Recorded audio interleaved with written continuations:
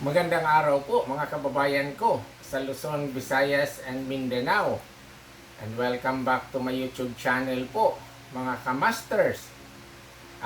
Doon po sa mga hindi pa po nakapag-subscribe, please mag-subscribe na po kayo. Paki-like po, share, and pakipindot na rin po sa notification bell para po sa susunod na video ko po na gusto ko pong ma-share sa lahat ng gustong matuto. Sa araw na po na to, gusto ko naman pong i-share sa inyo kung paano po ba i-check yung mga aircon at refrigerator compressor condition kung ito po ay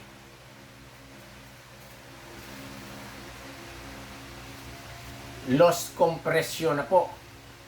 Okay? Ito po, para sa iba, hindi madali po itong malaman kung yung compressor po natin ay loss compression na po. Yung pagkakaintindi ko po nito ay humihina na po yung pumping niya po. Yung pump niya sa compressor ay humihina na po. Yan po ang pagkakaintindi ko sa loss compression po. Humihina na. Maybe yung mga dahilan po, yung rotor niya or ang motor po, no? May mga diferensya na po. Mataas na po yung resistance, kaya ang ikot niya, no? Humihina na po yung ikot ng rotor na nagbibigay po ng power sa mechanism ng compressor. At saka humihina na po yung pumping niya. Kasi pagkakaintindi ko po, yung compressor is the heart of refrigeration system po. So napaka-importante po ng compressor. Okay? So umpisahan na po natin. Meron po akong counting drawing po sa likod ko. Okay, ito po yung 4 major mechanical parts po ng refrigeration or air conditioning system po. Compressor, condenser, metering device po, mapa-automatic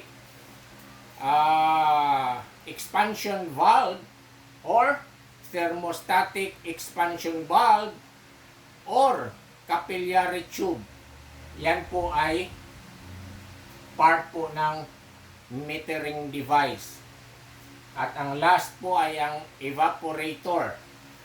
Yan po, dyan po dumadalo yung refrigerant niya.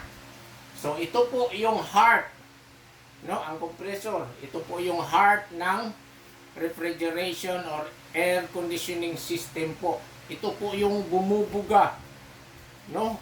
Kung baga sa tao po, ito po yung heart, nagpapump ng dugo para yung daloy niya po ay normal.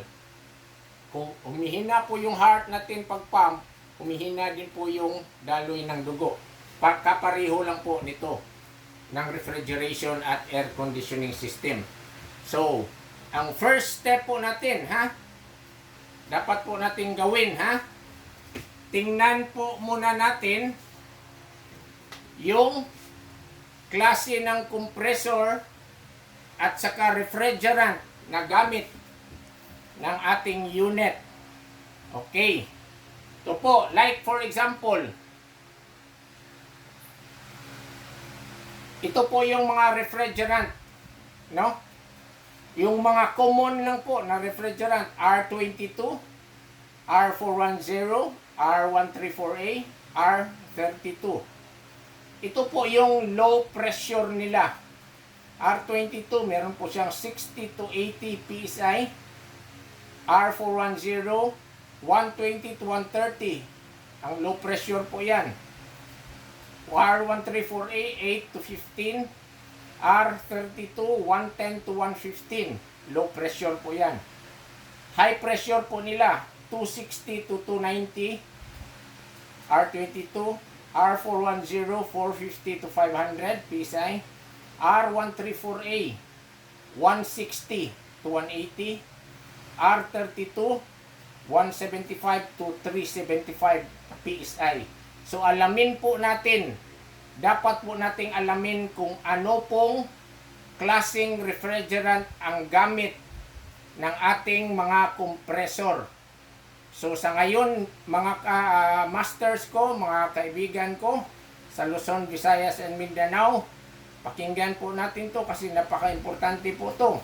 So para po sa akin, wag na po tayong mag-imbento na haluin po natin or palitan po natin yung mga gas. Alin man dito, kung ano man siya, wag na po nating subukang palitan.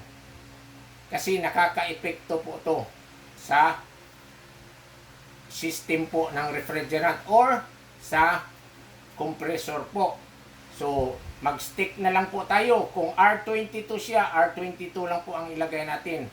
Kung R410, R410 lang po. R134A, R134A, 32, 32 lang po. So, ito po ang unang gawin natin. Okay? Like for example po, ito na po ang mga parts na nandito ko po. So, yung gamit po natin ay gauge manifold, no? Sa pagkuha ng pressure, kung o pag-check ng compressor natin kung loss compression ba, kailangan natin ng gauge manifold. Kailangan po natin ng clamp ammeter, mapa digital man or analog. Meron po din tayong compressor. Siyempre po, meron tayong outlet. Okay. So, ang una po nating gawin, ito po. Ang una nating gawin, ito po yung unit natin, ha. Yan po. Dinodrawing ko lang po. Ang una nating gawin ay putulin po yung discharge line. Okay? Putulin natin ang discharge line.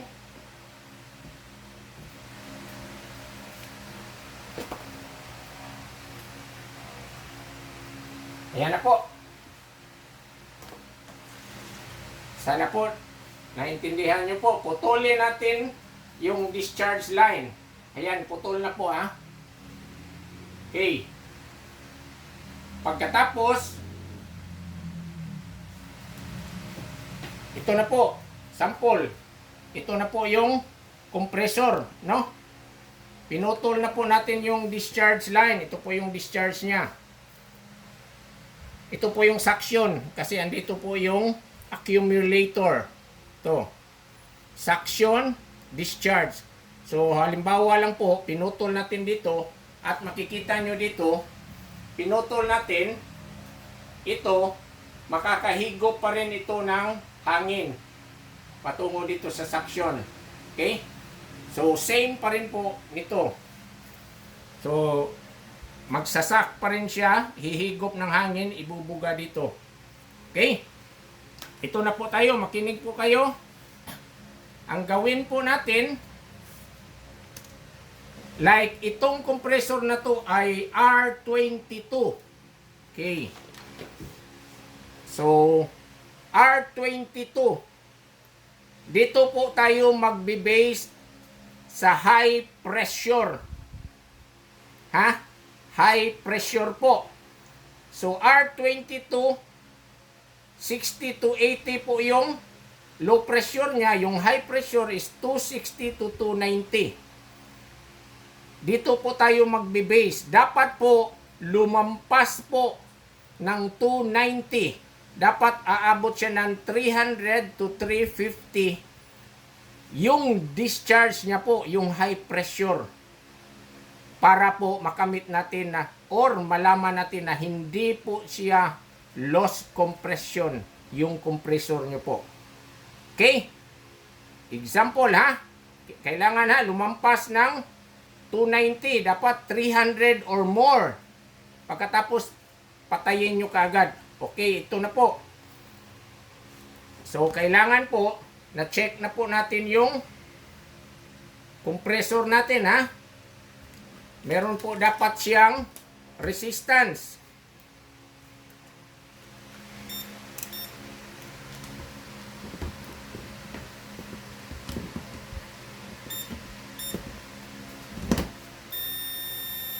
Okay, check po natin yung compressor.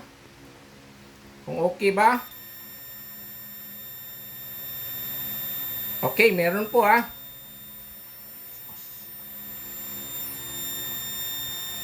So, meaning po, itong compressor na to ay okay. Check po din natin kung grounded. Hindi po siya grounded. Sa kabila po, hindi din po grounded. Okay, at hindi din po siya shorted kasi may resistance. Okay, ito na po. So, ang gawin po natin, yung sabi ko po, dito tayo magbe-base sa mga high pressure po ng isang compressor. So, itong compressor na to ay R22. So, dito tayo sa 260 to 290. So, dapat lumampas po niyan. 300 above. Good compressor po yan. At saka yung compression niya ay okay po. Pero, pag hindi po yan umabot ng 260, which is the standard high pressure po ng R22, tandaan nyo po, yung compressor nyo ay nagsisimula ng mag-loss compression po. Okay? Subukan natin to. Okay, kailangan po, ang gamitin natin dito ay ang discharge side ng gauge manifold. At itatapo natin dito sa discharge line.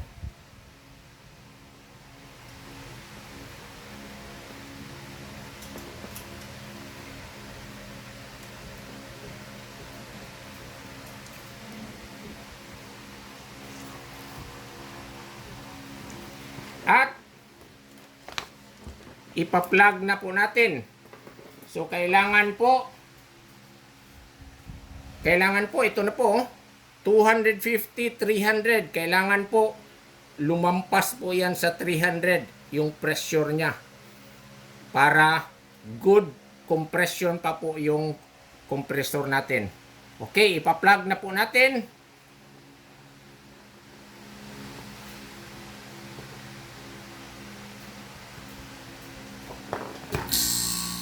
Okay, tingnan nyo po. Umakyat na po yung pointer ng gauge manifold natin. Tingnan nyo, pa 150, 200,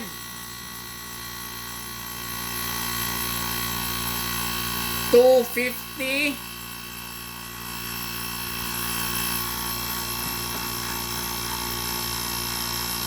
300, lagpas. 350. Okay?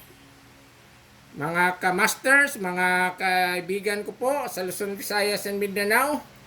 So almost 350 po. So meaning itong compressor na to ay hindi po loss compression.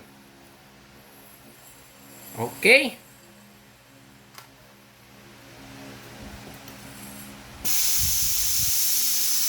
I-drain na po natin.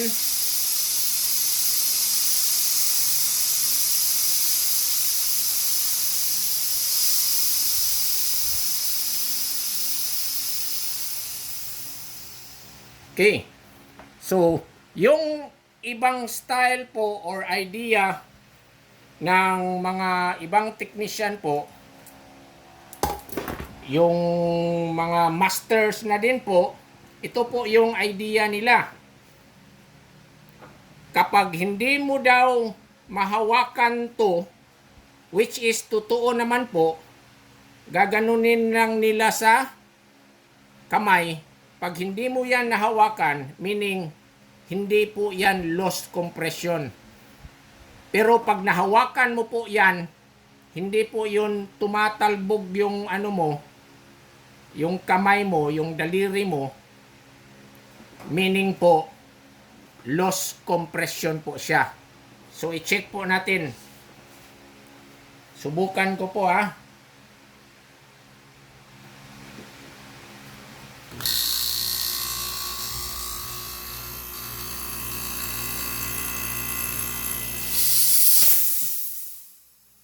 Kita nyo po kung gaano kalakas. So meaning, itong compressor na to ay hindi po loss compression. Napaka ganda po ng performance ng compressor na ito. So kaya dapat ganun po ang gawin natin. Magbe-base po tayo sa discharge or high pressure side niya po. R22, yun na po yung ginawa natin. Dapat lagpas po. R410, so pwede po tayong sa R410 is mataas po yung high pressure niya. Pwede lang po tayo magpagitna. 450 or to 500 lang po. Huwag na kayong lumampas. Baka puputok yung hose natin. Okay, sa R134A, 160 to 180, kaya lang po. R32, 175 to 375. So, yan po ang dapat lalabas doon sa gauge manifold natin. Okay.